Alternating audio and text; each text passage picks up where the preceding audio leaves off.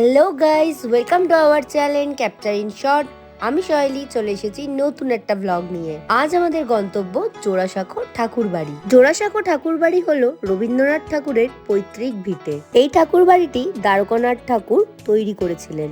এটি এখন রবীন্দ্র ভারতী বিশ্ববিদ্যালয়ের অধীনে একটি জাদুঘর। এখানে দেখার মতন রয়েছে বিশ্বকবির ব্যবহৃত জিনিসপত্র, ছবি, পাণ্ডুলিপি এবং ঠাকুর পরিবারের ইতিহাস।